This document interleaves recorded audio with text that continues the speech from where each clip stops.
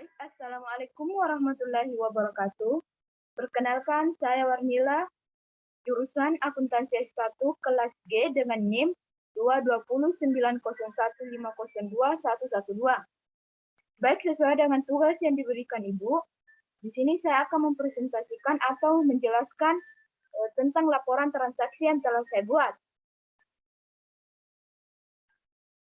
Pada tanggal 1 April tahun berjalan, Andri Kurniawan mendirikan perusahaan persewaan properti. Transaksi berikut terjadi selama bulan April.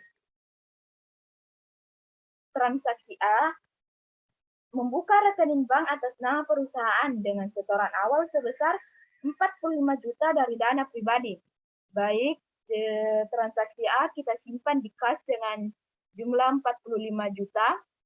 Kemudian di akun ekuitas pemilik ditulis di modal Andi Kurniawan. Kemudian transaksi kedua, membeli perlengkapan kantor secara kredit sebesar 2 juta rupiah. Baik, di transaksi kedua tidak ditulis di kas karena kredit. Transaksi B ditulis di bagian aset, bagian perlengkapan sebesar 2 juta rupiah.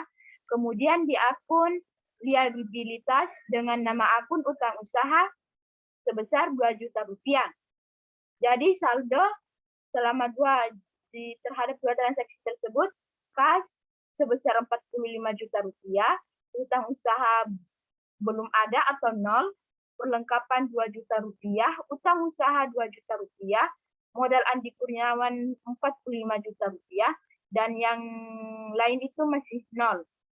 Kemudian masuk di transaksi ketiga, yaitu menerima kas dari pendapatan sewa atas pengelolaan sewa properti sebesar Rp8.500.000. Ini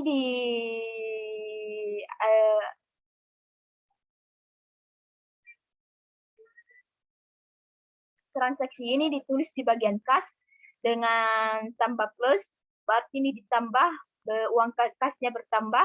Kemudian di bagian kemudian di bagian ekuitas pemilik, di akun pendapatan jasa juga bertambah.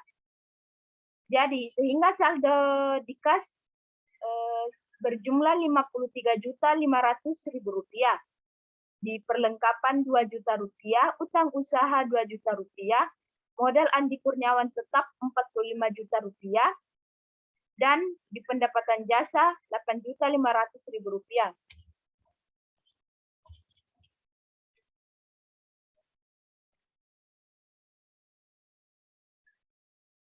Kemudian di transaksi keempat, yaitu membayar sewa kantor dan peralatan kantor untuk bulan April sebesar 5 juta rupiah. Berarti transaksi ini ditulis di kas, akan tetapi dalam tanda kurang. Ya, dikurang, kasnya berkurang, kemudian di bagian ekuitas pemilik bagian sewa itu bertambah.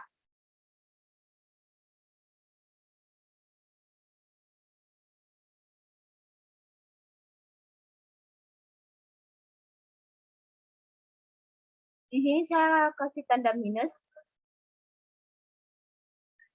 sehingga saldonya menjadi bagian kas menjadi Rp48.500.000, perlengkapan tetap 2 juta rupiah, utang usaha juga tetap dengan Rp 2 juta rupiah, modal Andi Kurniawan juga tetap Rp 45 juta rupiah, pendapatan jasa juga tetap Rp8.500.000, dan beban sewa tetap 5 juta rupiah.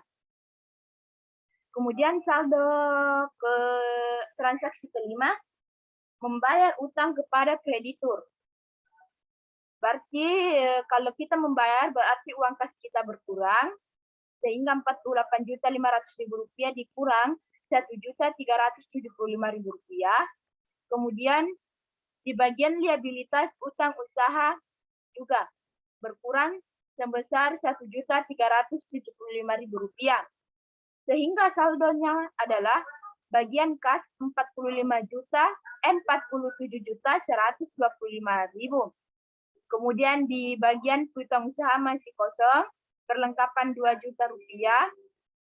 Bagian piutang usaha 625.000 karena 2 juta, saldo 2 juta, utang usaha sebesar 2 juta rupiah dikurangkan dengan 1.375.000 rupiah sama dengan 625.000 rupiah. Kemudian di saldo modal Andi Kurniawan tetap 45 juta rupiah.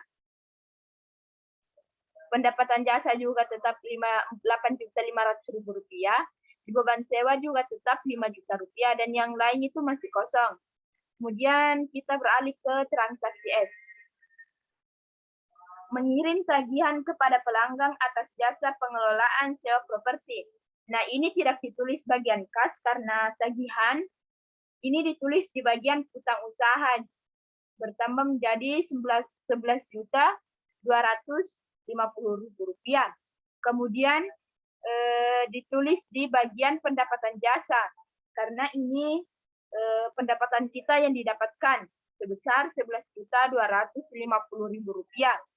Sehingga saldo setelah transaksi tersebut di bagian kas tetap menjadi 47.125.000 rupiah.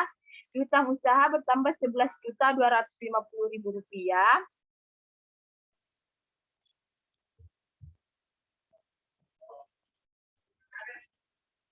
Di bagian perlengkapan 2 juta rupiah, bagian utang usaha tetap 625.000 rupiah.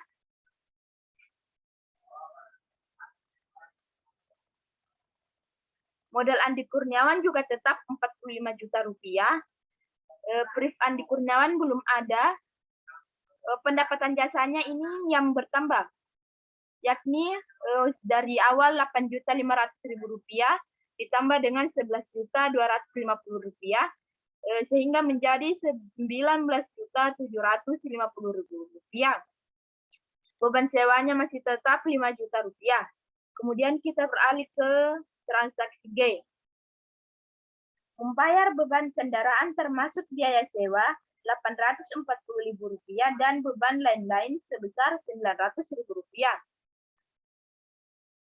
Berarti kita di sini dijumlahkan 840.000 rupiah ditambah 900.000 rupiah sama dengan 1.740.000 rupiah. Ini berkurang ya, kas kita berkurang. Kemudian di bagian beban kendaraan bertambah menjadi 840.000 rupiah dan beban lain-lain 900.000 rupiah.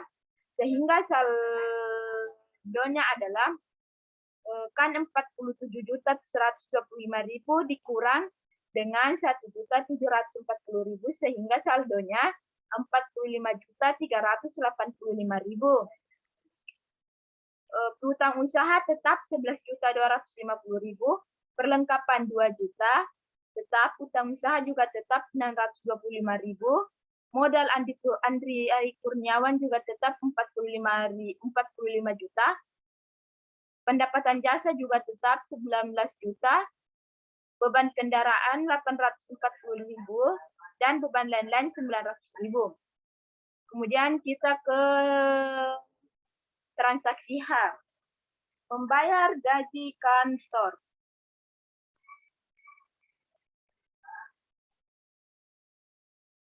Nah, di beban membayar transaksi gaji kantor, berarti di bagian kas itu berkurang, ditulis tanda minus. Kemudian di ekuitas pemilik beban gaji. Nah, di sini juga kita tulis.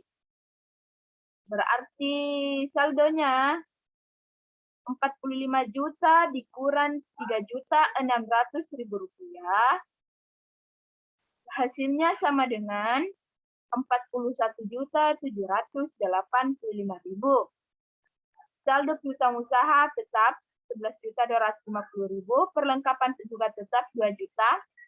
Utang usaha juga tetap 625.000, modalnya juga masih tetap 45 juta.